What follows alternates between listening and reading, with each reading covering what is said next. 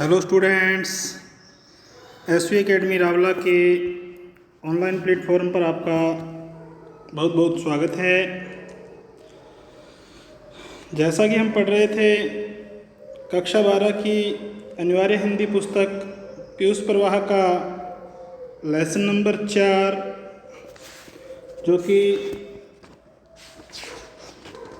एक उपन्यास का अंश है, मानस का अंश, जिसके लेखक हैं अमृतलाल नागर।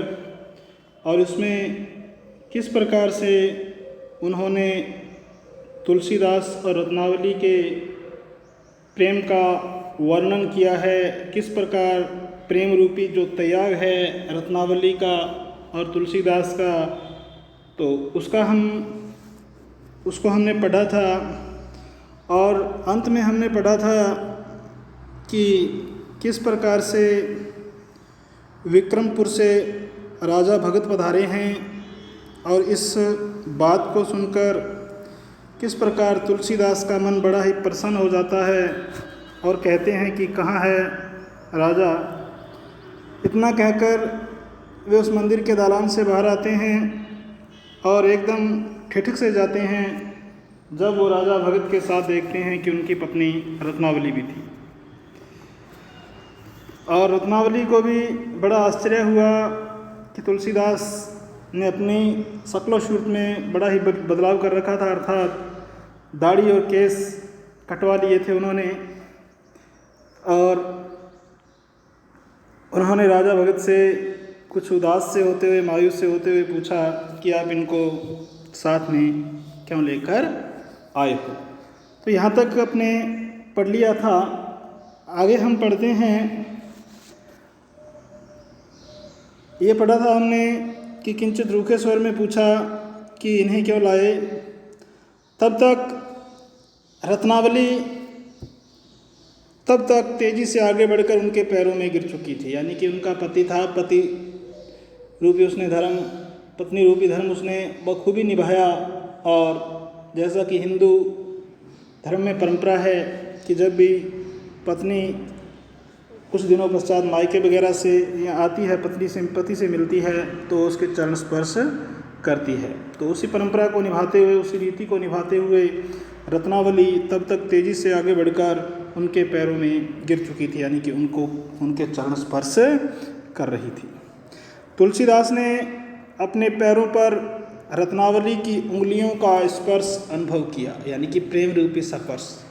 यानी कि जब रत्नावली ने अपनी अंगुलियों को तुलसीदास के पैरों को टच करवाया, छुआया, तो उस अनुभव को बहुत ही आनंदित किया उन्होंने, बड़ा ही आनंद लिया उस अनुभव का, उस स्पर्श का।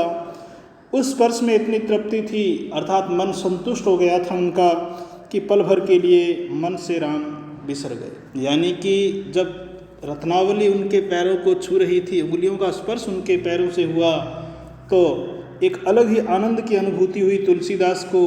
और कुछ पल के लिए वो अपने परम ईश्वर राम को ही भूल गए। बिसर गए का मतलब है भूल गए।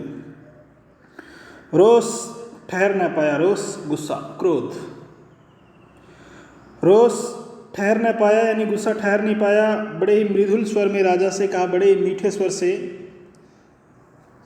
भीतर चलो, यानी कि अंदर चलो, विश्राम करो, आराम करो, फिर बातें होंगी, फिर हम क्या करेंगे, आपस में बातें करेंगे। शिष्य की ओर देखता हुए, उसकी ओर उन्मुख होते हुए प्रभुदत्त, अब प्रभुदत्त कह रहा है, आज्ञा सरकार, हुक्म दीजिए, अपनी माता जी को ऊपर के कक्ष में पहुंचा दो। तो एक अलग कक्ष बना हुआ है, एक अलग कमरा बना हुआ है। तो तुलसीदास जी ने अपने शिष्य को आदेश दिया कि आप अपनी माता जी को क्या करें, ऊपर के कक्ष में पहुंचा दें। भगत जी के रहने की व्यवस्था मेरी बगल वाली कोठरी में करो। और भगत जी भी वहाँ रहने के लिए आए थे कुछ दिनों के लिए, तो उसके लिए भी तुलसीदास ने अपने शिष्य से कहा कि अपनी माता जी के लिए ऊपर के कक्ष की व्यवस्था करो, ऊपर के कक्ष में पहुंचा दो, ऊपर के कमरे में पहुंचा दो, और भगत जी के रहने के लिए, यानी कि जो भगत जी पधारे हैं विक्रमपुर से, उनके रहने के लिए मेरे बगल वाली यानी कि मेरी पास वाली ही कोठरी में व्यवस्था कर दो। माता जी यदि गंगा स्नान के लिए जाना चाहें तो किसी को उनके साथ भेज दो। और ये भी कहा कि अगर माता जी से पूछ लेना, अगर उनकी गंगा स्नान करने की इच्छा है तो उनको किसी अन्य के साथ क्या कर दिया जाए, भेज देना। रत्नावली जी के चेहरे पर पति के इन शब्दों ने संतोष की आभा प्रदान कर दी। आभा का मतलब होता है चमक, रोशनी, यानी कि एक चेहरा खुशनुमा सा कर दिया उनका इन शब्दों ने। कौन से शब्दों ने? कि जो तुलसीदास जी ने अपने शिष्य से कहा था कि अपनी माता जी के लिए ऊपर के कक्ष की व्यवस्था कर दो, ऊपर के कक्ष में ठहरा दो। अगर ये गंगा स्नान करने के लिए जाना चाहती हैं तो इनको किसी के साथ गंगा स्नान करने के लिए भेज दो। तो रत्नावली जी के चेहरे पर पति के इन शब्दों ने संतोष की, बड़े ही आराम की आभा प्रदान की, अर्थात एक अलग ही रोशनी उनके चेहरे को दी। नहा धोकर रत्नावली मठ में लौट आई। राजा भगत गंगा जी से ही अपने एक काशी स्थित नातेदार, यानी कि रिश्तेदार है कोई, हृदय आहिर से मिलने के लिए चले गए। तो नहा धोकर रत्नावली तो मठ में लौट आई और राजा भगत जी गंगा जी से अपने एक साथी स्थित, अपने एक काशी स्थित नातेदार हृदय आहिर से मिलने के लिए वे वहाँ से चले गए। मठ के सारे शिष्यों और सेवकों को तब तक मालूम हो चुका था, यानी कि पता चल चुका था कि गोस्वामी जी की पत्नी आई है, अर्थात तुलसीदास जी की पत्नी अर्थात रत्नावली आई है। सभी उनके प्रति आदर प्रकट करते थे, यानी कि सभी लोग, जो मठ में जितने भी लोग स्थित रहते थे, वो सभी उनकी अर्थात रत्नावली की बहुत ज़्यादा इज्जत, बहुत ज़्यादा रिस्पेक्ट करते थे। एक बार तुलसीदास ने किसी भृत्य से माताजी के संबंध में पूछा।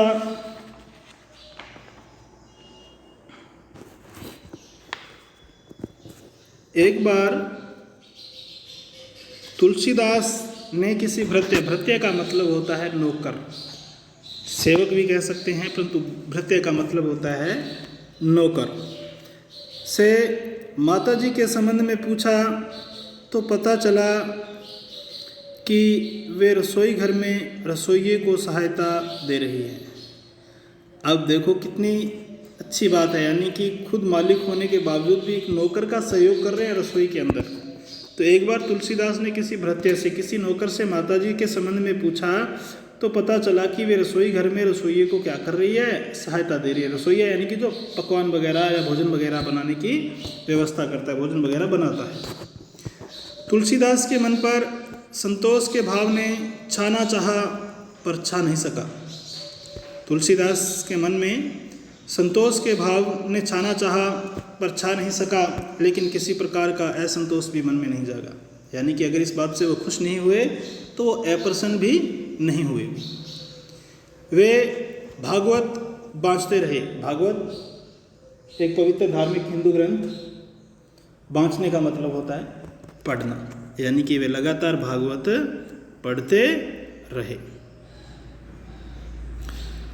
भोजन के समय रसोई में वर्षों पूर्व नित्य मिलने वाला स्वाद आज फिर मिला, यानी कि वर्षों पूर्व जो रोजाना जो रस मिलता था उस भोजनों में, वो रस आज फिर प्राप्त हुआ, यानी कि बहुत दिनों बाद रत्नावली ने रसोई बनाई भी। संतोष हुआ, अर्थात मन भी संतुष्ट हुआ। राजा से उन्होंने गांव ज्वार में सबकी खैर खबर पूछी। गांव ज्वार यानी कि जिस गांव से वो रत्नावली आई थी, तुलसीदास का जो गांव था, उस गांव के बारे में गांव के सभी लोगों के बारे में तुलसीदास जी ने उनसे पूछा राजा से उन्होंने गांव ज्वार में। अपने रामायण रचने की बात अयोध्या, मिथिला और सीतामढ़ी आदि यात्राओं की चर्चा भी उनसे की, पर रत्नावली के संबंध में एक भी शब्द नहीं पूछा। आगे है, दूसरे दिन टोडर आए। तुलसीदास ने उनसे राजा भगत का परिचय कराया और पत्नी के आने की सूचना भी दी। तुलसीदास बोले, गंगाराम को इस बात की सूचना दे देना। हम चाहेंगे कि रत्नावली भी हमारे बाल मित्र की धर्म पत्नी के प्रति अपना आदर प्रकट करने जाएं। तुलसीदास बोले कि गंगाराम को इस बात की सूचना दे देना, पत्नी के आने की सूचना भी दी। तुलसीदास ने उनसे राजा भगत का परिचय भी करवाया जब टोडर आए। दूसरे दिन की बात है, जब टोडर आए तुलसीदास ने उनसे राजा भगत का परिचय करवाया और पत्नी के आने की सूचना भी दी। और तुलसीदास बोले, गंगाराम को इस बात की सूचना दे देना कि हम चाहेंगे कि रत्नावली हमारे बाल मित्र यानी कि जो बचपन के उनके दोस्त थे, उनकी धर्मपत्नी के प्रति अपना आदर प्रकट करने के लिए भी जाए।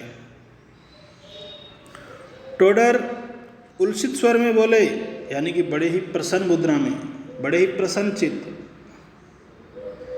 हाँ हाँ वह जाएंगी और मेरे यहाँ भी पधारेंगी। हाँ हाँ वे वहाँ भी जाएंगी और मेरे घर भी पधारेंगी, अर्थात पहुँचेंगी, जाएंगी।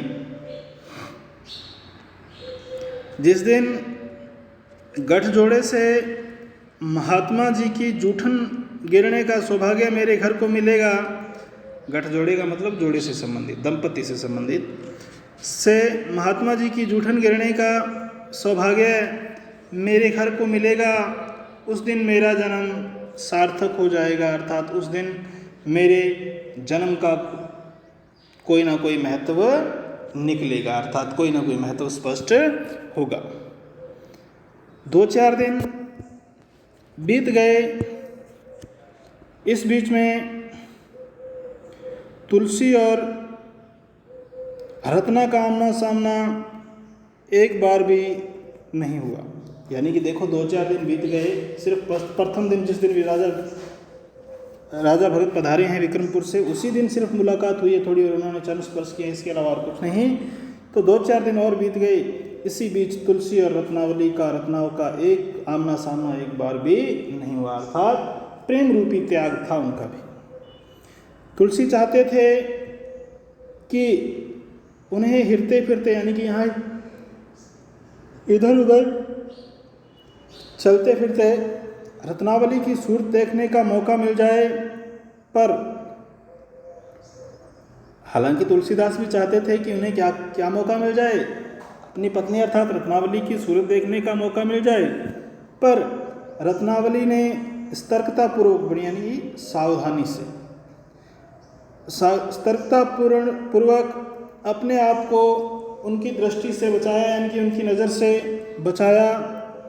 हाँ, भोजन के समय उन्हें अपनी थाली में हर व्यंजन में रत्नावली के हाथ का स्पर्श मालूम पड़ता था।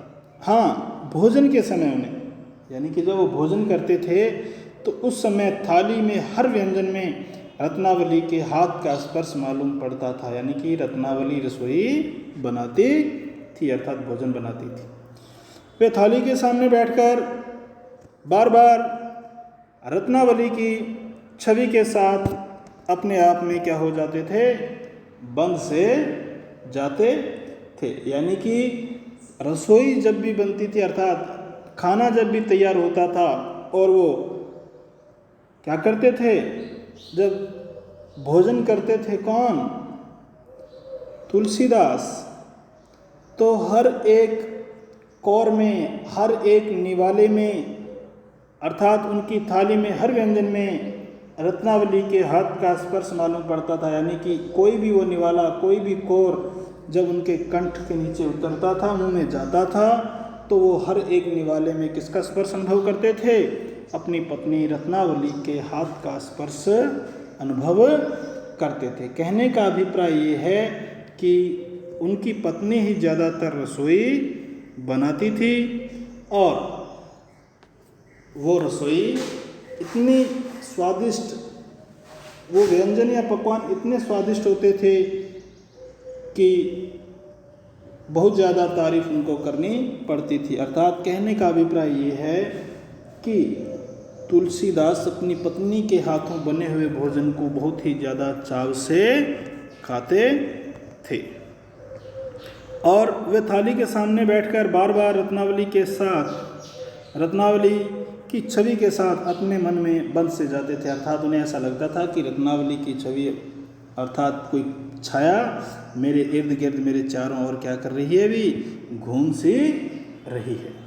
तो आज के लिए इतना ही, नेक्स्ट पढ़ेंगे हम कल। तो इसमें से कुछ क्वेश्चंस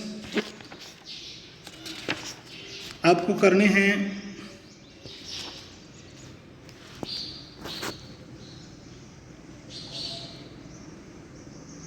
राजा भगत का तुलसीदास से मिलने का क्या उद्देश्य था और वे कहाँ तक सफल रहे? तो इस प्रश्न को आपको करना है।